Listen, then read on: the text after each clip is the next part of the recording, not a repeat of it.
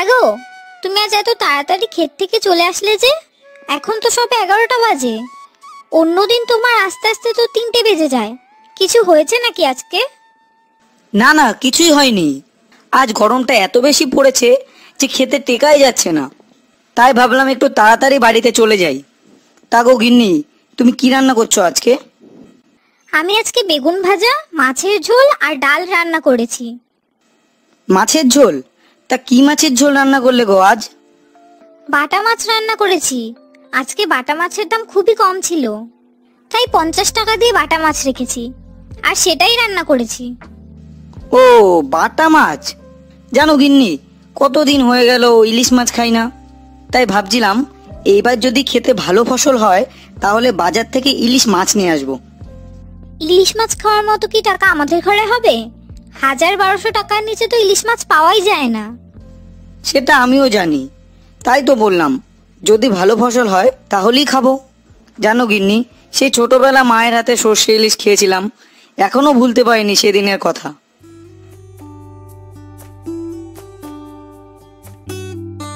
হ্যাঁ রে খোকা, তোরা কি ইলিশ মাছ নিয়ে কথা বলছিলি? ওই ঘর থেকেও শোনা যাচ্ছিল। তা কি হয়েছে বল শুনি। না মা, কিছু হয়নি। আমি আর তোমার বৌমা দুজনা মিলে কথা বলছিলাম, এই বছর যদি ভালো ফসল হয় তাহলে বাজার থেকে ইলিশ মাছ এনে বাড়িতে জমিয়ে খাবো বলে। ও তাই বল। বলি, ইলিশ মাছ কি আর আগের দামে পাওয়া যায়? তুই যখন ছোট ছিলি তোর বাবা 200 টাকা 100 টাকা কিলো ইলিশ মাছ নিয়ে আসতো। এখন সেই ইলিশের দাম 1000-1200 টাকা। আমাদের মতো গরিব লোক আর ইলিশ মাছ খেতে পারবে না। সব ভগবানের ইচ্ছে গো মা। ভগবান চাইলে এবছরও আমার ফসল ভালো হবে আর আমরা ইলিশ মাছও খেতে পারবো। হ্যাঁ গো গিন্নি, আমার ভাতটা দিয়ে দাও, বেলা তো অনেক হলো, এবার আমি ক্ষেতের দিকে যাই।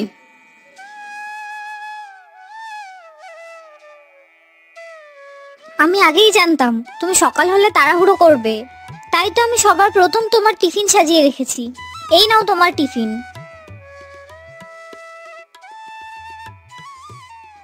ঠিক আছে গিন্নি, আমি ক্ষেত থেকে হয়ে আসছি।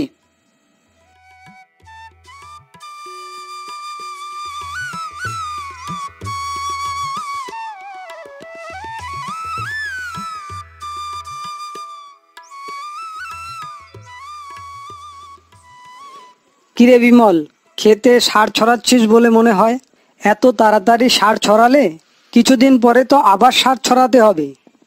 আগের বার এই সার ছড়ায়নি বলে আমার ফসল খুব কম হয়েছিল, তাই এইবার ভাবছি দুবার সার ছড়াতে হয়তো হবে, কিন্তু ভালো ফসল চাষ করতেই হবে। কেন রে, চাষ নিয়ে এত উঠে পড়ে লেগেছিস যে? এবছর আমার কিছু টাকার দরকার আছে। ভালো ফসল না হলে মহাজনের থেকে টাকা চাইবো বা কি করে? ও তাই বল। ঠিক আছে, তুই তোর ক্ষেতে সার ছড়া, আমি যাই আমার ক্ষেতের দিকে। আমার ক্ষেতে জল দিতে হবে।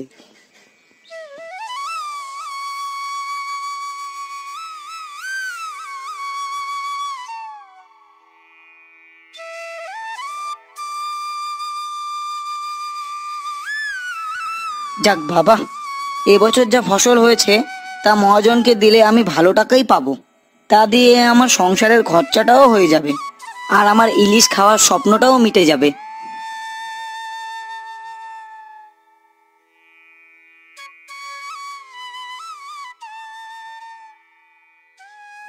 তা হ্যাঁ গো, তুমি যে বলেছিলে ফসল কাটার সময় হয়ে গেছে, তা কতটা কি হলো?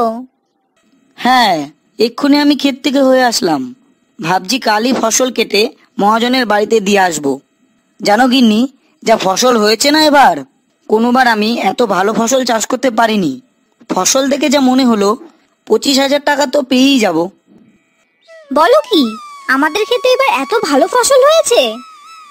সত্যি বলছি গিন্নি, আমি কখনো ভাবতেই পারিনি আমাদের ক্ষেতে এত ভালো ফসল হবে। যাক, মনে হয় ভগবান এবার আমাদের দিকে মুখ তুলে চেয়েছেন।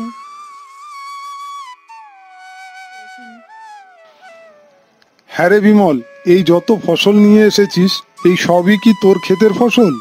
না মানে আমি এর জন্য জিজ্ঞাসা করছি, কোনো বাড়িতে তুই এত ফসল নিয়ে আসিস না, তা হঠাৎ করে তুই এইবার এতগুলো ফসল নিয়ে আসলি? হ্যাঁ মহাজন মশাই, এ সবই আমার ক্ষেতের ফসল।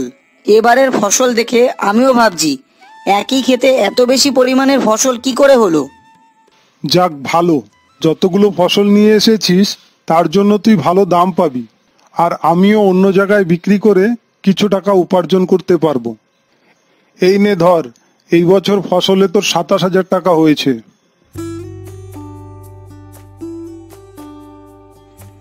ধন্যবাদ মহাজন মশাই।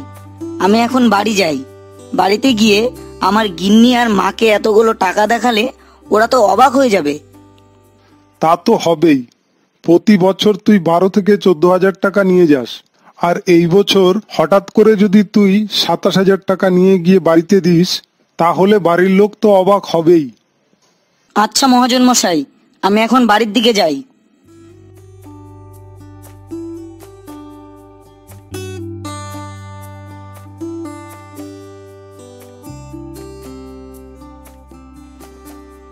মা, তাড়াতাড়ি এদিকে আসো। আর গিন্নি, তুমিও আসো।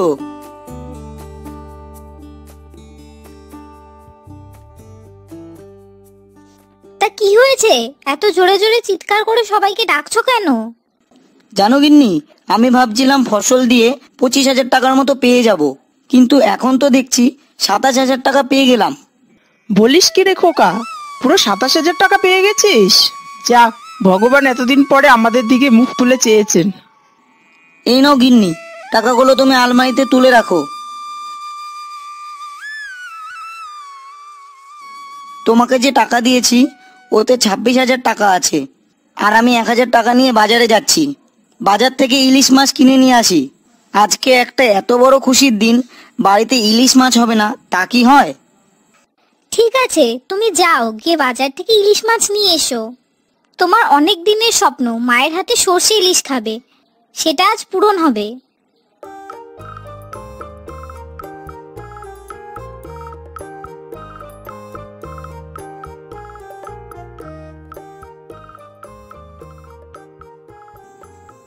কি গো হারান্দা, ইলিশ মাছ কত করে? আজকে ইলিশ মাছের দামটা একটু কম আছে, আজকে 1,000 টাকা করে বিক্রি করছি। কালকে এই ইলিশ মাছই 1200 টাকা করে বিক্রি করেছিলাম। তা আমাকে 1 কিলো সাইজের একটা বড় ইলিশ মাছ দিয়ে দাও।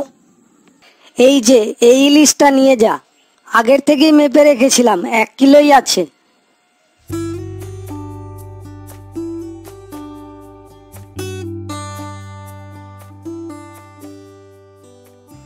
তা বলি বিমল, হঠাৎ করে বাড়িতে ইলিশ মাছ নিয়ে যাচ্ছিস যে? বাড়িতে কোনো আত্মীয় স্বজন এসেছে নাকি?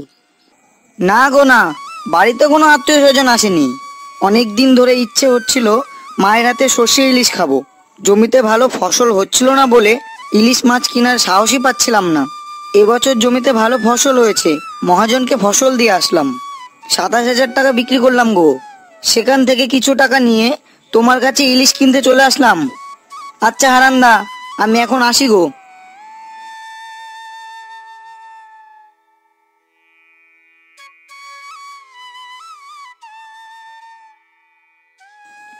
মা, এ নাও বাজারের ব্যাগটা ধরো। আজ বাজার থেকে ইলিশ মাছ নিয়ে এসেছি। সেই ছোটবেলায় তুমি যে রান্না করেছিলে সর্ষে ইলিশ, সেটাই রান্না করো, আজ জমিয়ে খাবো। বৌমা থাকতে আমি রান্না করব?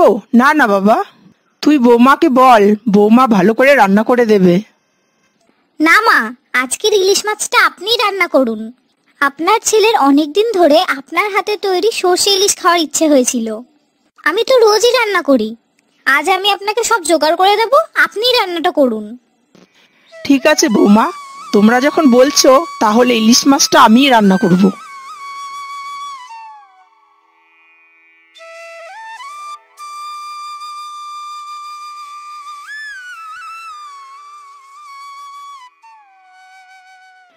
চল বাবা, খেতে বসবি, রান্না হয়ে গেছে।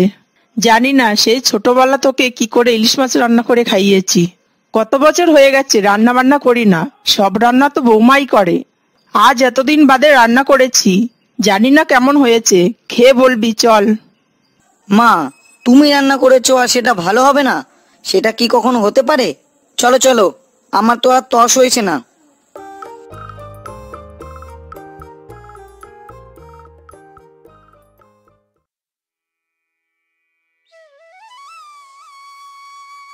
বাহ, সেই স্বাদ! সেই ছোটবেলায় যে খেয়েছিলাম ঠিক সেই রকমই লাগছে।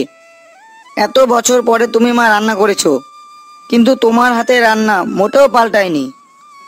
হ্যাঁ গো গিন্নি, তুমিও খেয়ে দেখো মায়ের হাতে রান্না। আমি জানি মায়ের হাতের রান্নাটা তো ভালোই হবে। আমি তো মায়ের থেকেই রান্না শিখেছি, তাই আমার রান্নাটাও ভালো হয়। তোমার হাতে রান্না ভালো হয় তা তো আমি জানি, কিন্তু তুমি আজকের রান্নাটা খেয়ে দেখো, কখনো ভুলতে পারবে না। আগে তো তুমি পেট পুড়ে খাও, তারপর মা আর আমি খাবো। যা স্বাদ হয়েছে, মনে হচ্ছে আমি একাই সব খেয়ে শেষ করে দেবো।